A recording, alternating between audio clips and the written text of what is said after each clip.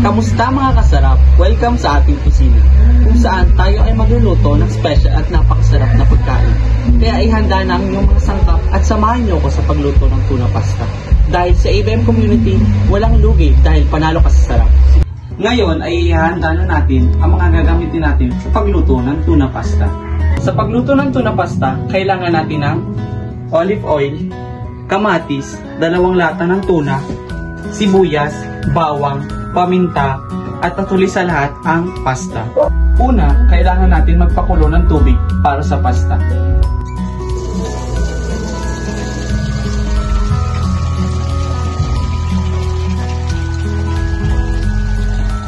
Hintayin natin kumulo ang tubig.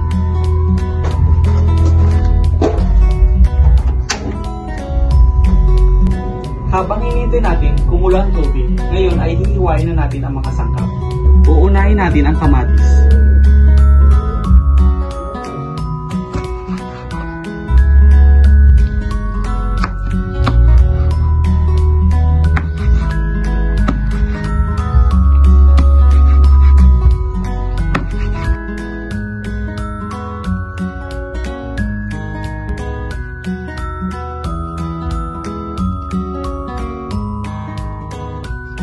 Susunod natin ang bawang.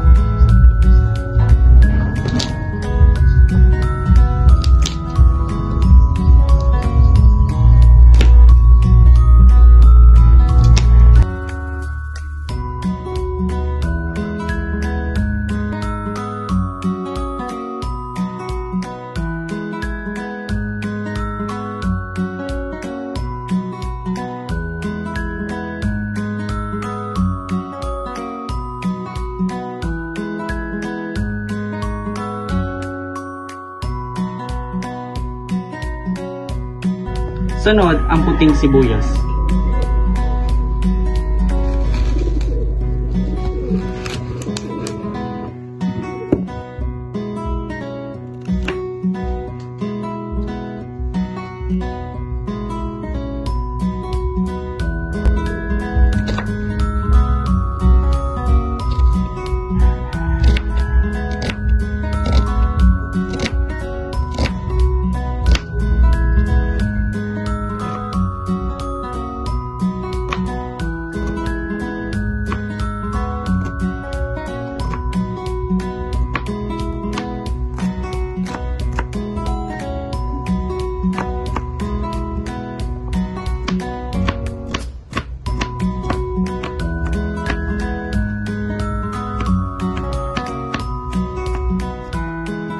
Ngayong kumukulo na ang tubig, lalagay na natin ang pasta.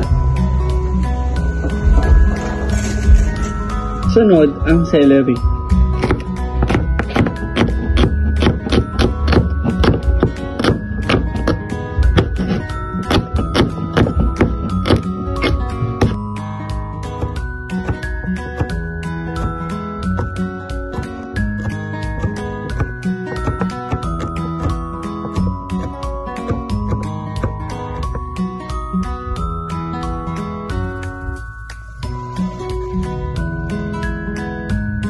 Ngayon, papainitin muna natin ang kawali. Ngayon ay ilalagay na natin ang olive oil.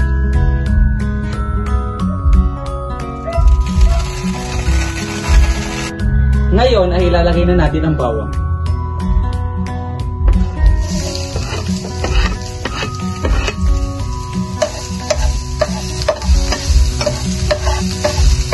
Ngayon ay ilalagay na natin ang white onion.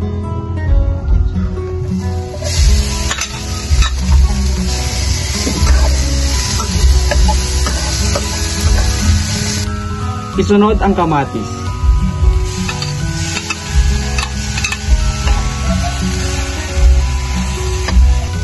Isunod na natin ang tuna.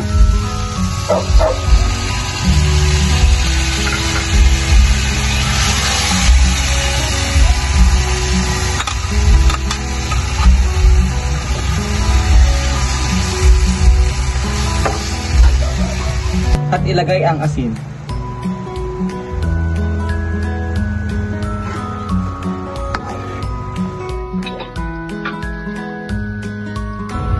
Sunod, ilagay ang celery.